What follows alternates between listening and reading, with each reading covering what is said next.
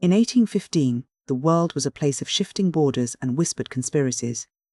France was caught in the chaos of the Napoleonic Wars, the Bourbon Restoration, and the 100 Days, a time when a man's political leanings could mean the difference between a promotion and a prison cell. It is in this volatile atmosphere that we meet Edmond Dantès. He is a young, talented sailor, full of life and a bright future.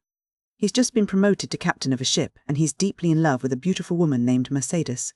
His life is, by all accounts, perfect, but perfection often breeds resentment in others. 3 men, driven by different kinds of darkness, decide to destroy him. There is Danglars, a supercargo on the ship who is consumed by professional envy. There is Fernand Mondego, a man who wants Mercedes for himself, and there is Villefort, a young, ambitious prosecutor who realizes that Dantès' connection to a certain Bonapartist officer might jeopardize his own rapid rise in the legal system. These men don't just want to compete with Dantès, they want him removed from the board entirely. Through a series of calculated, anonymous letters, they frame him as a Bonapartist agent. In a swift, unjust trial, Dantès is stripped of his freedom and sentenced to life in the Château, a grim, isolated fortress rising out of the sea. The isolation of the prison is meant to break a man's spirit, and for a long time it works. Dantès spends years in darkness, a ghost among the living, forgotten by the world. But then he meets Abbé Faria. Faria is a priest and a scholar, imprisoned for a crime he didn't commit, and he becomes the most important person in Dantès' life. He isn't just a companion, he is a mentor. In the confines of their cell, Faria teaches Dantès everything: history, science, mathematics, and multiple languages. He turns a simple sailor into a man of immense intellect and profound culture. Before Faria dies, he shares a secret that changes everything. He tells Dantès about a massive, unimaginable treasure hidden on the island of Monte Cristo. He gives him the map to this wealth, but he cannot give him the means to reach it. After Faria passes away, Dantès manages a daring, harrowing escape. He sews himself into Faria's burial shroud and is cast into the sea along with the corpse. He survives. He finds the treasure on Monte Cristo, and he emerges from the shadows not as Edmond Dantès the sailor, but as the Count of Monte Cristo. When the Count returns to society, he is a man of infinite resources and an aura of absolute mystery. He moves through the highest circles of Parisian society like a ghost in a silk waistcoat. He doesn't just want his money, he wants justice. Though at first he believes he is acting as the hand of God. He begins a meticulous, psychological campaign to dismantle the lives of the men who betrayed him. He targets Danglars first. He uses the man's own greed and desire for social status against him, orchestrating a series of financial traps that leave Danglars bankrupt and socially disgraced. The man who once looked down on Dantès is left to face the consequences of his corruption, stripped of the very wealth he used to climb the social ladder. Then there is Fernand, who has since become a powerful count and is married to Mercedes.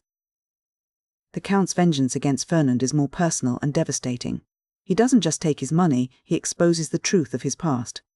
He reveals that Fernand's rise was built on the betrayal of Dantès and the theft of a woman's heart. The revelation of his dishonorable origins destroys Fernand's reputation and his marriage, leading to his total social and psychological collapse. The Count's most complex target is Villefort. This is where the vengeance becomes truly dark. Villefort's crime wasn't just a single act of malice, but a pattern of self-preservation that sacrificed the truth to protect his own career.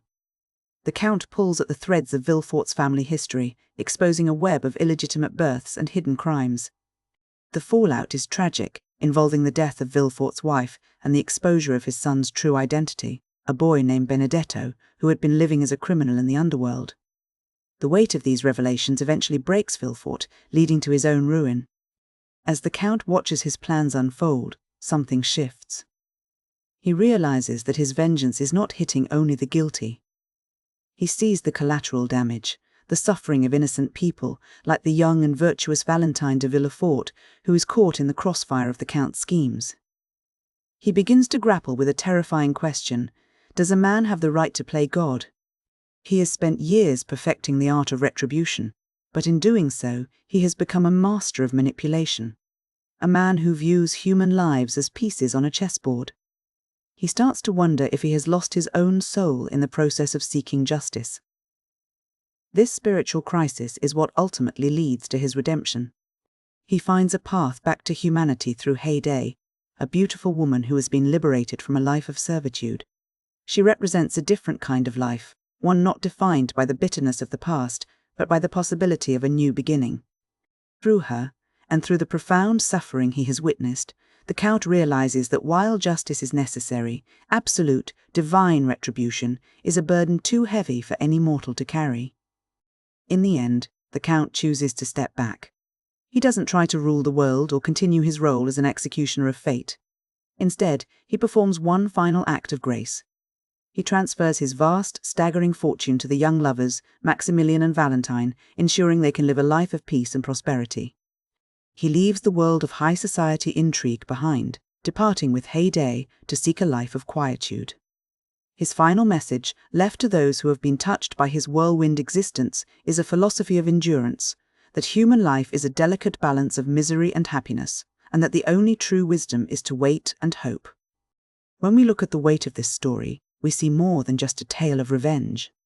At its core, the Count of Monte Cristo is an exploration of how we define justice. There is a constant tension between the justice we seek as individuals, which is often fueled by anger and a desire for retribution, and the idea of divine justice, which operates on a scale far beyond human understanding. Dantès begins the book as a victim of human law, but he spends the middle of the book trying to become the instrument of a higher law. The tragedy of his journey is the realization that when we try to play God, we often end up causing the very chaos we sought to correct. The book also offers a fascinating look at the concept of identity and social performance. The Count uses different aliases, Lord Wilmore, Abbé Busoni, to navigate different worlds. He understands that in a society of 19th century France, identity is often just a mask constructed from wealth, titles, and manners. He proves that a man can reinvent himself entirely, but he also shows that this reinvention comes at a cost. The more he becomes the Count, the less he is able to be Edmond Dantès, the simple sailor who was capable of pure, uncomplicated love. Then there is the role of wealth itself. In Dumas's world, money is never just money. It is a tool of liberation, allowing Dantès to escape his fate, but it is also a tool of corruption. We see how the pursuit of wealth drives Danglars and Fernand to commit atrocities, and we see how the mere presence of wealth can mask a person's true character.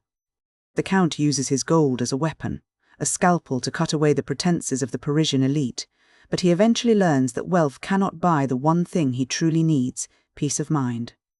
Ultimately, the story moves from a place of intense, focused anger to a place of profound, quiet patience. The transition from the high-stakes drama of the prison escape to the philosophical stillness of the ending is what makes the book so enduring. It suggests that while we cannot control the injustices of the world, we can control how we respond to them.